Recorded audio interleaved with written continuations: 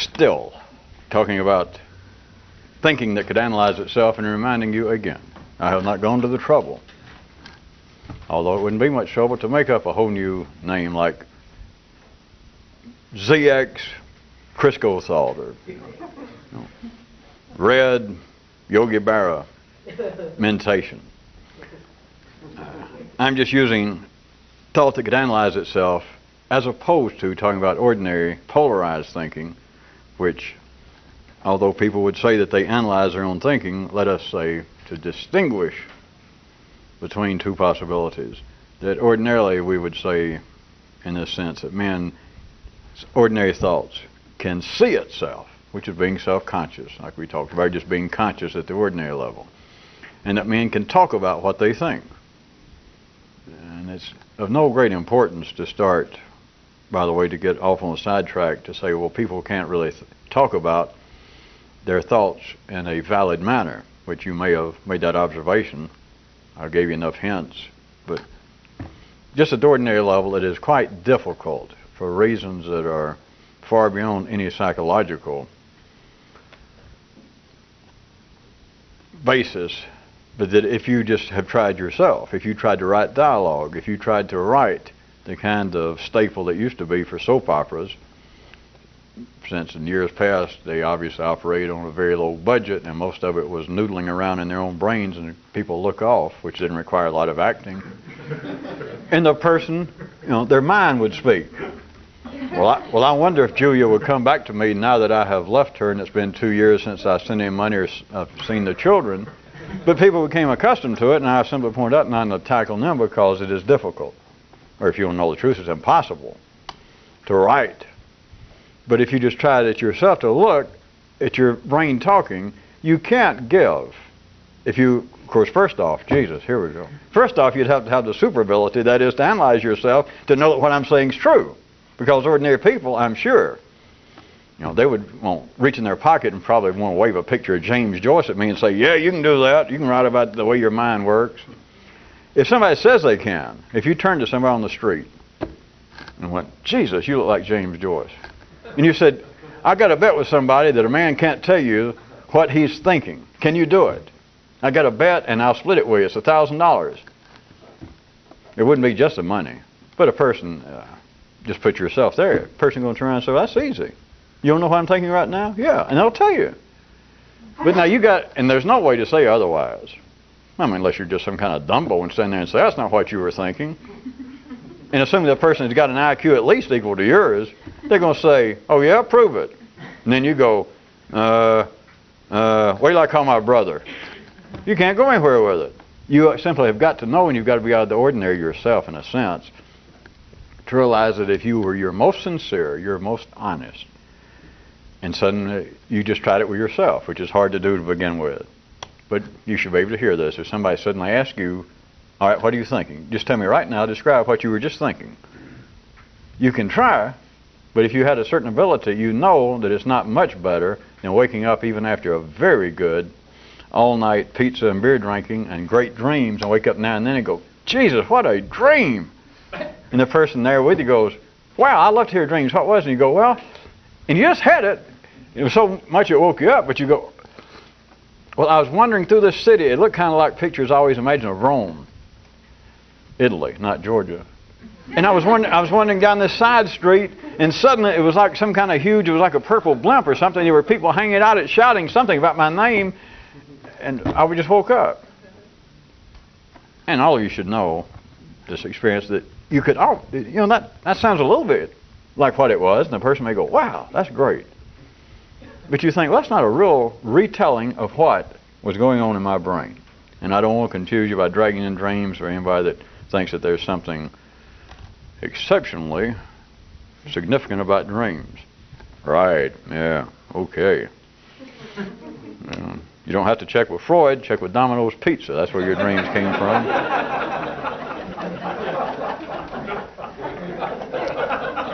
Back to the main race course here in North Carolina, before we're covering the races here. What I wanted you to see was that there is simply, if you can start off on that basis, that you would know, if you can know anything about your own brain by now, the operations, that it is not possible. You just, not because I say so, but you cannot feel comfortable if you've got this much intelligence out of the ordinary, that you could even turn yourself right now and say, all right, I'll tell you what I was thinking in the last 15 seconds.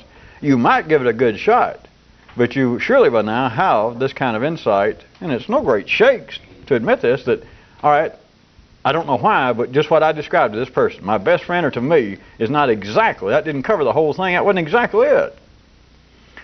Ordinary thought, it is simply the basis of the way the brain operates, cannot, whatever it is I mean, we're going to try to explore a little bit more, but analyze itself. It cannot. It simply cannot. Now, it does other things, there's no doubt about it. As we were talking about last time, you would not even be conscious in the ordinary sense if in some way you weren't aware that you were conscious. There's nothing unusual, and the word conscious is almost gilding a jelly donut already. Because if you're thinking, you're conscious. But you've got to know you're thinking. If you're not, you could be either in a coma or a real bad brown suit, as you pointed out. So ordinary thought, a man can talk about his thoughts. People go and they pay other people to listen to you talk. You pay priests, you pay the church, you pay a psychiatrist. You'll spring for the dinner bill for a close friend. That you talk about what you think, not only your behavior in your life, but you will talk about, the more civilized you are, you will talk about what you think. And we're not into the question about, well, you're lying, or a psychiatrist sitting there and saying, yes, this particular patient, I had to sit there and bite my tongue and take his money, as much as I hated to, for 10 years before he ever got down to actually tell me what was going on, as if the psychiatrist knew.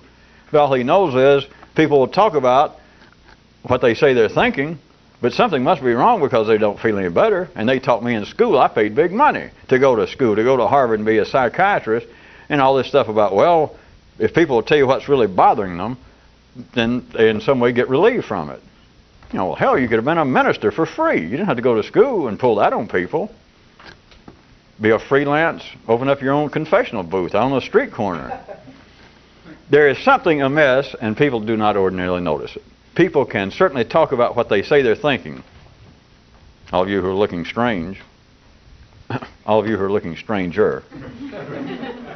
I didn't mean to get you lost. It is, we're not discussing that people are too dumb or too weak to tell the truth, or that people are in some way mentally handicapped that would go to a psychiatrist and say, well, I can't seem to say what's on my mind, or I can't seem to say how I feel. It's all the same thing, but you've all heard that, and a psychiatrist say, well, that's not unusual. Just take your time, tell me what you want to say, and you've got so many, like all of us, you've got so many unconscious traumas and experiences that they cannot just immediately come to the surface and blah, blah, blah, so just do the best you can.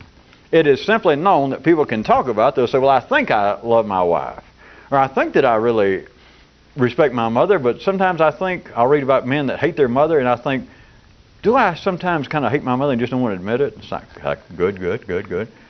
But the point is, everybody has a kind of crude, understanding that people cannot actually analyze their own mind. They'll pay somebody $100 to sit there, and he's not analyzing it. If he's a good analyst, he sits there and does what? Nothing. But then they explain that, well, it's supposed to be a sounding board because people have so much difficulty doing it by themselves. Oh, really? And so to walk in here and pay you $200 an hour is a lot easier. Well, no, I didn't say that. It is simply the point that there is a kind of understanding all the way from philosophy, and it's not a knock on psychiatry by any means, but all the way from, in the Western world, the Greeks and the idea of know thyself, all the way through philosophy, through religion, through confessions, through people having some kind of demonic possession of their brain, that they think naughty thoughts when they don't really want to. It's not only that the mind seems to be out of control at extreme cases, but it's like under normal conditions with ordinary people, the mind, if it's not completely out of control enough to where you're a danger to yourself, or as they say, other people, you know, they'll let you be a danger to yourself. But go like this boy up. He's beginning to come into my room at night. Even beyond the extremes. Even beyond the extremes, there's a kind of non-noted, unregistered awareness in the nervous system, the main brain stem of life running through all men, that the mind cannot analyze itself. It just You could get some ordinary people, as I say a lot of times, just so I do this. Obviously not to brag that I would have the ability, because you could do it. You could get ordinary people, so I want you to see this. Not that strange. It's just of no great value in ordinary life, but you could get some ordinary people, from psychiatrists to ordinary people, that would say at first that yes, ordinary thinking can analyze itself. It might take some effort, and I might have to try, and if I talk to them enough, I could get, just in a few minutes probably, some quite ordinary people to go, you're right. There is something funny. I don't think that ordinary thought can, in a real sense, analyze itself. It can talk about itself, and it can whine, it can say, well, I do have nightmares. And if in some way we could make a continuing holographic movie of someone's brain activity, then we could say, and you should know this about your own self, that some of what they would say would certainly fit. Let's say that if they gave you a running commentary about what they normally think, and then later we showed a whole bunch of these holographic movies of people's brains, that you could pick out theirs. Let's say it was that close that the kind of capsule review they gave of what they thought, you might be able to recognize them. Especially if they had some kind of reoccurring fantastic dream about them dressing up like Captain Ironic and having a date with Zsa Zsa Gabor. But there'd be something, their description would be somewhere, let us say, close enough. It's not that they're just completely idiots or don't have any idea of what they're thinking. But insofar by what I mean, for that kind of thought to be able to analyze itself, it is simply, literally, physically not possible, because of the basis on which the brain operates. So, we're talking about something first that I'm saying about if you could think in a new way, if you could think in a way that was actually unnecessary, if you could think more than you had to, truly, then you would be in a spot to where thought can analyze itself, as opposed to the best that your thought can ordinarily do, which is, opposed to analyze itself, see itself, let's say that. Talk about itself. At least be aware that if you say, wait, ordinary thinking, I bet you're an ordinary person. Well, yes. With an ordinary mind and brain, yes, yes. What you think, it's not possible for your thinking to analyze itself. And, well, I'm not sure what you mean, but right now I know what I'm thinking.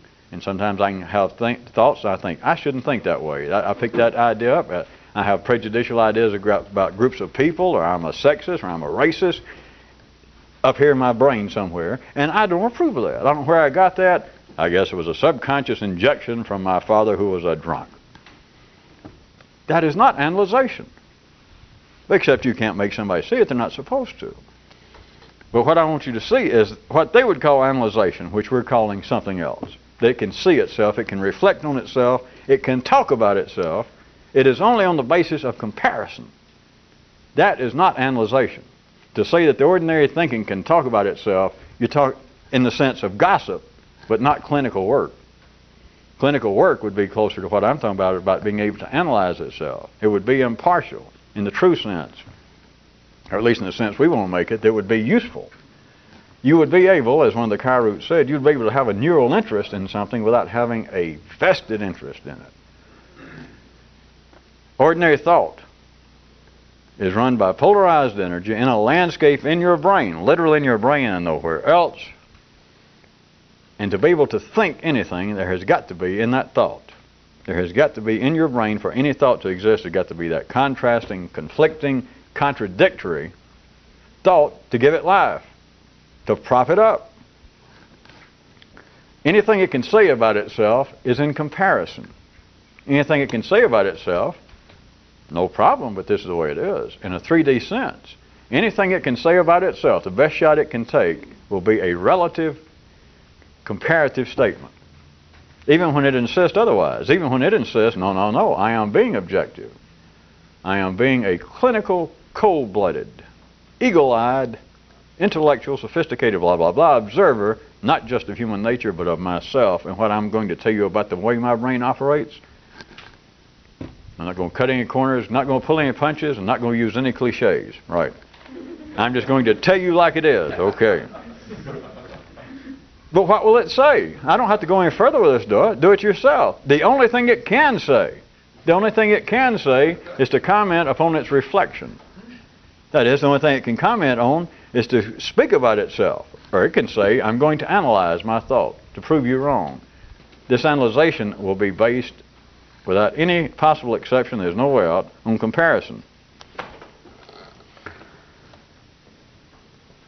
Now, whatever we might be talking about analytic thought, about a kind of thinking that would be able to analyze itself, would be non-polarized, would not be relative, and at least in the 3D sense, would not be relative, and would not be based upon any kind of comparison. And you could look upon that Kyroots that I pulled out from the last several weeks about, it would be like having a neural interest in something. Now, you should be able to hear this, because it's not only easy, it's illogical, which should make it easy to hear to start with. It's like having a neural interest in something without having a vested interest. And of course, anybody with any reasonable intelligence that would hear that would go, well, that's insanity. Well, if it's not insanity, it's the biggest waste of time I ever heard. Why would I have an interest in something I don't have an interest in? Jesus, I even got me. I don't know. I don't know, sir. I'm sorry. You know, write me a letter. We'll include it in the Kyroots. But think about it. Ordinary thought, if it was trying to analyze itself, would have to have a reason. It would have to have a vested interest, or else it wouldn't do it. Of course, as illogical as that is, and I said that beforehand, I protected my own RA. That's royal assets. Think about it. Why do you do this as far as you've done it thus far? Well, of course, I know some of you started out and you thought, well, I'll get involved with this and I'll be able to talk to the dead, or at least good-looking women, or I'll clear up my face, or I'll get around people who are weirder than I am. Who knows what? But now, anybody that's been in this long enough, anybody that's been around this long enough, let's leave it there. I like that. Then you should be able to deal with me presenting the question about, all right, tell me this. Why do you do this? Of course, there is one answer. You know, if you're not starving to death, remember the secret to life is entertainment. That's it. And none of you look like you're starving. It's fun. But now that's not much of a reason for people to change their whole life, or to spend 2 or 3 hours a week, or to be involved, or to whatever degree we're involved with this. I keep forgetting, but if it is no promise, and it's not, doesn't seem to be going anywhere, and it's not a cure for anything, and we just say the very least, and then to ask yourself, well, why did I even try to do this? What little I can make sense out of it, why did I even try to do it? There you are. And an ordinary person to think in a certain way, to try and analyze himself, if I insisted that that was a worthwhile purpose, which is not a new statement in history, but if they went, all right. And I said, yeah, but the trick is to be able to analyze thinking, to think in a way to where you can analyze your thinking, not just babble about it, not just be blinded by it, not just come out with bits and pieces. You've got to study it from a position of having no vested interest. You know what I mean. And the person's intelligent enough to say, yeah, but now you scared me again, because that's insane. Why would I have an interest in something? Because all you're saying is, why would I have an interest in something that I personally have no interest in? Because that's what it is. And here, words break down. There's no sense trying to beat a pro Zen bass player who may be just in town as Alpenhock. I'm not going to keep on playing with the words of it. But you have got to be able, this kind of thinking, you would have an interest in something, but it's beyond having a vested interest. Or I refer you back to one that some time back I admitted was pushing the absolute envelope of contemporary linguistics. Well, the guy that was speaking all those cliches made me do this, that guy a few minutes ago. To point out that although it has been taken in other ways, quite predictably so, the idea of humility, the idea of trying to be all the way from Zen to Hindu and Christian mysticism and all sorts of things about, there would be a great boon to me personally, a man has said here and there, if I could in some way strip myself of this unseemly ego. The basis of that is what I've put to you in another way, is that all ordinary thought is egocentric, and that's not a pejorative statement. It is that the only way that the ordinary intellect works is as though it is a sun in a little universe, and it can only think about things, here it comes, that it has an interest in. in some distant galaxy says, God, you're frightening us again. Now, what else would a person think about except that which they had an interest in? So there's no other way to. Rest of you will assume that you've been able to get over the place where you can get severe tire damage if you back up. Let's assume that in some way you've learned to float over it, so we'll keep going. It's not that there's something wrong, because that's the ordinary condition, that everything you think, you're the center of it. Which is what makes the folly of me speaking for ordinary person, for them to say, well, this is insane for you to say that there's some kind of special way to think, wherein you're thinking about stuff that you've got no interest in, which is the most I can make out of what you're saying, which would be a fair reaction to what I said. There's nothing wrong with that. That is the nature of getting around in life. That's the nature, that's the way in which you were born, when they cut that little cord from your AC thing and unplugged your amp from your mother, and they slapped you. Well, some of you, they looked twice and slapped you again and said, get out of here. There are, believe it or not, some doctors with some artistic sensibilities, so I heard. I don't know whether to trust that, because it was a physician that told me that had a sense of humor. At least he said he was. That's to make up for all the attorneys I picked on about laying there in a coma because it was an attorney that was accused of having a conscience. That's all you physicians can take up. The ordinary condition is that you would only think in such a way that everything you think is egocentric. But I repeat one time, forget any ideas of that being a jab, it being vain, and etc. The only thing that your mind is wired up to do in ordinary conditions is to think about things, believe it or not, that it has an interest in. But once you have that established, which you don't have a choice to start with, you're dealing with nothing more, nothing less than polarized energy. Therefore, you cannot analyze what you're thinking, because everything you know, you only know by comparison. There's no other possibility. You only know it by comparison because you are of some opinion about what you think. Whereas, if you were thinking in a way that could be truly analytical, you got no opinion about what you're thinking. Which I shouldn't have to shrug and apologize anymore, because we're beyond the point that made any possible sense if you were listening with the ordinary brain. You can't have an opinion about what you're thinking.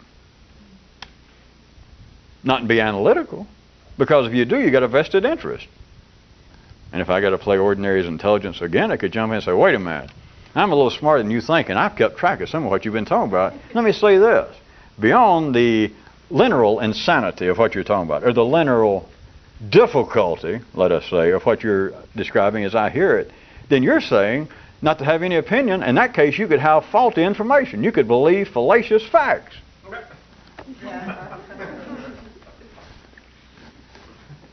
All right, I'll clean it up.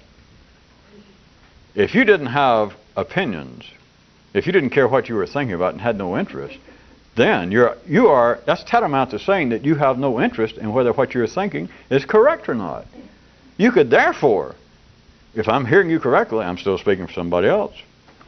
If I'm hearing you correctly, you're saying in some way drift away from the ordinary rational, lineal basis of thought and think over in some place, you're saying have no opinion about it.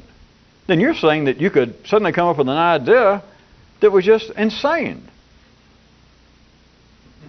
They could say that. But you understand, it is so far removed from that there's no other way to put it. That's as good as they could come up with. They could say, that is nuts. Of course, I wouldn't be crude enough to say, well, that's your opinion. Not me.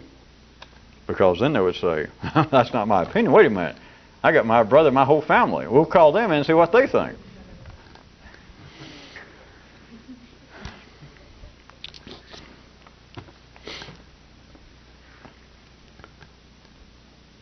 Take the idea of opinionated, and may I state that opinionated here I was using, since I already did it, again, is no negative, no pejorative term to say opinionated. I don't mean in the sense of some kind of blind prejudice or a guy that's so dumb that his opinion is that that's down and this is up.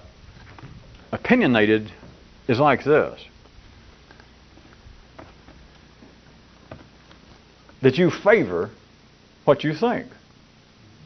All right, I'll save ordinary intelligence the time, because here comes that guy and all his family. He jumped back in and he says, give us a GD break.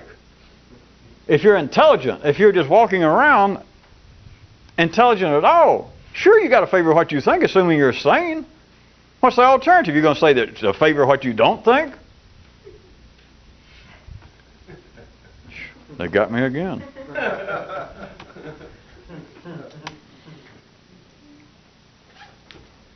Being opinionated. Are you ready? We can get back closer to the real, ordinary world. It's like being neurally territorial. You have a dog up here marking off your own area, which brings up the ever popular, always used, always in fashion, being intellectually defensive. What do you mean I'm wrong? What do you mean I should be a Republican? Hey, what's wrong with being a Hindu? What's wrong with being from Alabama? That can all sound to be other areas. It can sound as though it has something to do with politics or religion or something else. But it is the ever popular, always in vogue, always discussed, about people being defensive. Of course, anybody that's ever read 2 paragraphs out of a undergraduate book on psychology, or just watch TV, I guess, everybody knows. When somebody gets defensive, there's a rat somewhere. Anytime you walk in a bar, anytime you walk into a church or a synagogue or a convention hall and holler, all right, everybody's got a real dark and shameful secret. I know who you are, and I'm going to come over and point you out. Everybody knows that, just ordinary people, that something's wrong. Of all the people that jump up and holler, hey, don't you look at me, not me. What are you looking over here for? Everybody knows something is wrong. That's why it's so popular. Accuse somebody of being defensive. There's nothing wrong with being defensive. Being defensive to this is being sane, because you favor what you think. There is a neural territorial imperative, which is sanity. It is the bounds of polarized energy running through the brain. It is, well, let's go ahead and just say it. All right.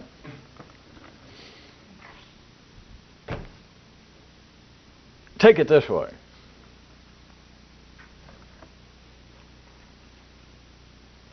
Until you know that literally, half of what you know is made up of what you don't know, then you don't know much. All right, I'll give you the sophomore version. Well, no offense, the extended version. But that's it. Until you realize that half of your brain's operation, which is your thinking, until you realize that half of it is composed of what you don't think, that is, what you don't believe, until you realize that, you're not thinking more than you have to. It's another way, if you need any sort of benchmark, to tell how much you're thinking. If you're not aware at any given time, it doesn't matter the subject, it does not matter the conditions. Until you have an awareness that literally, this is physical, it's not psychological, it is the energy basis behind thinking, that half of what you think is what you don't think. In other words, half of what you believe, and I've used believe now in an intellectual sense, not some kind of religion, but half of what you believe to be true, correct, useful, worthwhile. Until you realize that half of the operations of your brain, half, are made up of what you don't think. That is, what you don't believe. You just never looked at it. Exactly half of the energy in your brain, half of your brain area that is alive. And we won't embarrass anybody by asking you to unzip your head and show us the size of your operational areas of your brain, because I know some of you might be touchy.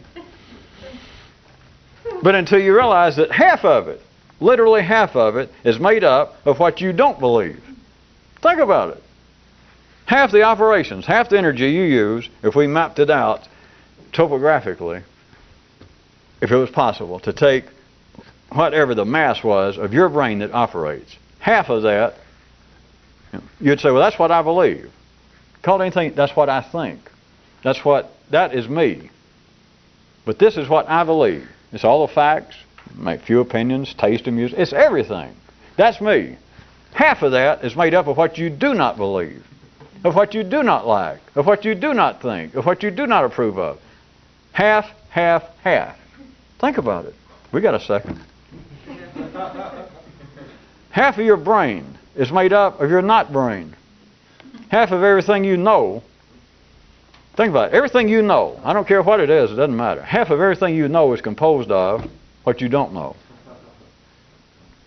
That's the only way that you know it. But until you know that half of what you know is composed of what you don't know, then you don't know much. Of course, that's a figure of speech, because from the view we're taking, you don't know nothing. Well, except, of course, what you know, which is far be it from anybody here to say, well, shame on you. No. It's not shame on you, but if that's all you know, then I'm just saying that's all you know. And may I speak for the rest of ordinary humanity and say, well, by God, that's good enough for me. And I don't blame them.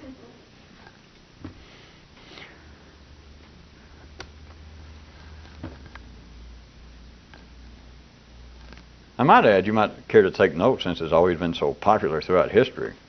If you could think in a way that was non-territorial, if you were thinking in a way that was non-opinionated, if you were thinking in a way that was not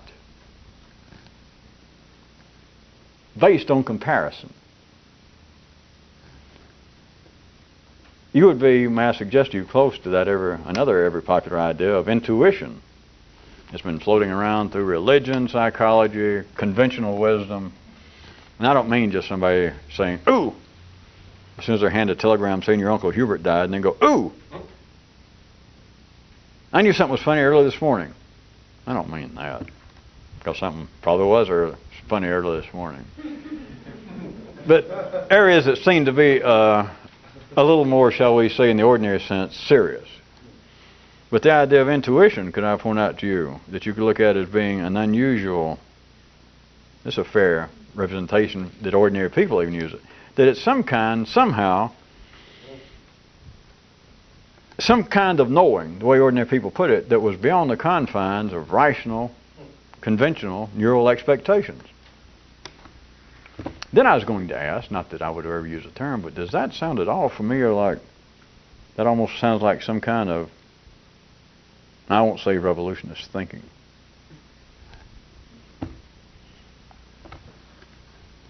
That was a waste of time, wasn't it? I was just trying to show you again, for those of you that like to feel as though this is pretty down to earth at times, that you and you're probably an aunt or grandmother, all your life you've heard people saying, well, there's such a thing as intuition. You can know things and not know why.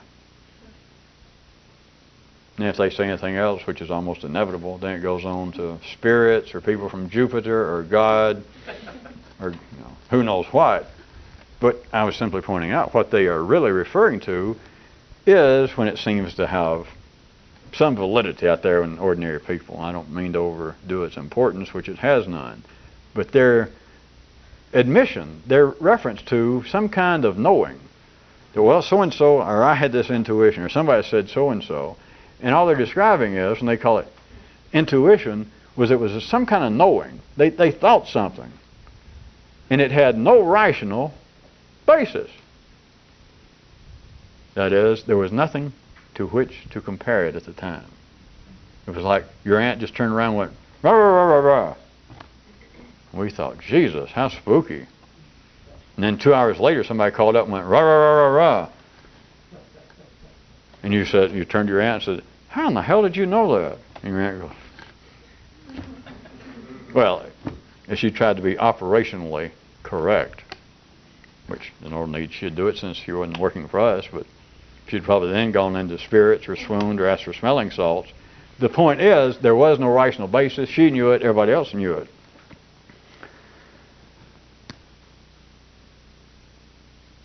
Every time this happens in life, and then, of course, it goes off, as I pointed out, on all sorts of wild sprees after that of trying to find the cause, which ends up being an explanation for what they did or what seemed to have occurred to them.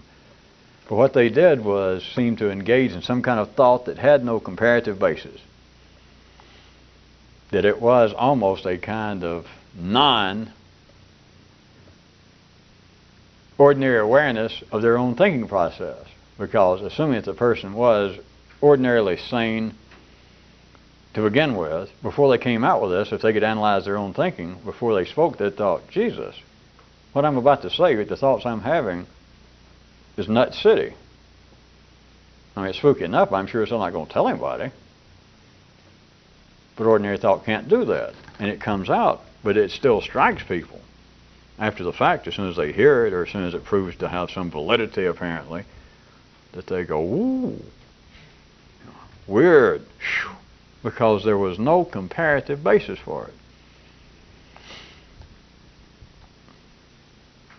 I don't guess I should say again, is I didn't want to overemphasize this since I stopped and backed up to say I didn't want to overemphasize it since everybody's looking kind of blank. So now, having said that, I assume there must be somebody in the viewing audience who go, wait a minute, that means that there is some secret emphasis here.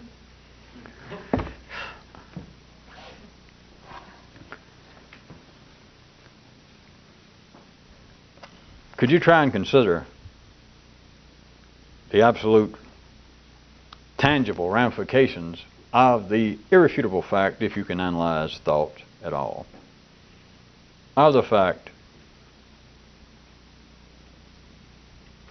that the ordinary operations of everybody's ordinary brain, all ordinary thinking, is composed of literally half of what you don't think. To realize at the ordinary level, then, no matter who you are, scientist, priest, rabbi, doctor, bricklayer, ordinary person, that everything you think, the amount of energy, and all of you will now assume are sophisticated and probably good members of the secondary world, in thinking about matters by and large, by and real large, beyond just the primary level of where is my next meal coming from, how will I ever get late again, can I get in out of the rain and stop sleeping under a bridge? You're not really involved. That's not what you think about. So consider the time, the energy, if it could be measured, of how you think, the energy of your life that goes into thinking, plotting, dreaming, nightmaring, but dreaming, plotting, trying to be reasonable, trying to make plans, trying to have important thoughts, and realize that half of that energy literally is spent on what you're not thinking. That half of what you think to be true, half of what you try to pursue, half of everything you believe in the intellectual sense, half of that energy is being spent without any possibility of interfering with it or of it being changed. Half of the energy is being spent on what you don't believe. Which again, I can point out is a prime place you hadn't already thought about how ideas of an unconscious mind comes about. Of course, there is validity. There is a physical background to the ideas, except it's not psychological and it's not something that's been repressed and it's not some flaw in man's intellectual or emotional processes. It is the basis that ordinary thought is composed without any possibility of an exception. The ordinary thinking is composed of half of what the thought is not. It's either that or all of you remember, Boog Powell is laying on his back. You got to have the anti-Boog Powell propping him up. You just can't see it, but they're right behind the big guy out there, and whatever his last position is, somebody leaning against him back here, propping him up. You could have no thought. You could not even have the dream of thinking, much less the dream that, yes, I can even analyze what I think, without the fact that half of all the energy, half of everything you have ever thought has been involved without you knowing it. Has been involved with what you didn't think. That the brain itself, if you can look at it that way, the brain, whatever area is active in you, that half of its operations are involved with, I am hesitating to push it any further because it then begins to sound as though it's that which it's not, but it would be almost, I know, we'll call it symbolic. That half of your brain, being the good compatriot to you that it is It's trying to do its best and think all the stuff that you want to think and all the right stuff, all the good stuff, all the true stuff. And then, that half of it can't help it. It's like an engine, it's like exhaust. You can't burn up all the energy and the exhaust got to go out, or it's like in that poor galaxy where the right thinking throats got together and they call for the exorcism of the intestines. For those of you that didn't see the connection, it is half your brain. Nothing's wrong, just people can't analyze it this way.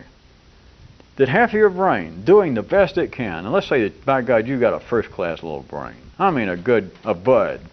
You know that? And your brain is right cooperating and doing its best. If it's doing its best, if it's doing its literal best, then 50% of what it's doing is for your benefit, is in line with what you think. 50% of it is on your side. But 50% of it is intestines. 50% of it is the anti-vogue power. 50% of it is exhaust. 50% of what's going on in your brain, just so that the part that you think is, yes, that's me having good thoughts and being sane, I only think about what I believe. I only believe what I believe. I only think about things I have an interest in. I'm just an ordinary sane guy. Good. Half of that is involved with you being a non-sane guy, non-alright guy. Half of your brain that has no other choice. There's no way out. Half of it is involved with thinking about that which it does not think about. So you could not think about what you think about. Your brain would not operate at an ordinary level without half of it being expended in a way that, if I was going to push it further, as I said, would be like your brain goes, all right, we'll go along with him. But then half of everything it does, you don't know it, half of it is to try and run amok. That as much as you're trying to, yes, well, now I'm going back to school and getting my diploma, or I'm finding out I slept through math, but 2 and 2 is 4. I'm getting that. It's like half your brain is going, 2 and 2 is 5. 2 and 2 is 3. Literally, it is. Except that's not the way it works. That's why I was hesitating, but we're toward the end of the tape, so I'll assume there's only people around who are still not in brown suits or comas who would even go this far. It's not that the brain is actually involved with that. It's not that there is some subconscious dark cellar in man's mind wherein the rats and naughty thoughts are running. In a sense, it's true, but it's not rats and naughty thoughts. It is what I'm saying you. It is the nature polarized energy in a 3D world that half literally of what you think is made up of what you don't think. Half the operations of your brain is composed of that which you do not know operates. It's half of your brain is involved with what you don't believe. It is the reflection. It is the only way that you know that you're thinking. Half of your brain, the math part, is composed of 2 and 2 is anything but 4. But were it not for that, then 4, that great number that I'm not sure, but to me represents always the eternal boogness of the universe. If you did not have in your brain that 2 and 2 equals anything but 4, then where would 2 and 2 equals 4, the correct answer? Where would it stand? Nowhere. It could not stand. It'd be laying in the grass and everybody would be hollering, boog, boog. 4, where are you? And it won't stand up. Well, I was trying to leave you on a positive note. To realize that half of your brain, you, Einstein, your Aunt Clara, George Herbert Walker Bush, everybody, except maybe John Milton. And I want you to quit calling. But everybody else, your brain is engaged literally half the time, half the energy, composed of half of what you don't think, what you don't believe, and it's not subconscious, it's not something that's been traumatized or repressed. It is half of your brain, looked at mathematically again, half of your brain is composed of 2 and 2 is anything but 4. But of course it doesn't say that because that's not so. It is tacit. It is a reflection. A mirror doesn't have to speak. You turn around the mirror and you look in it and you see 2 and 2 is 4. So it doesn't have to keep saying it, but the mirror is saying, the back of that mirror is 2 and 2 is anything but 4. And it's only that reflection that makes you understand that 2 and 2 is 4. It is only that half of your brain that thinks the things that you don't believe, that you're able to look into it and it reflects that you do believe it. Bye.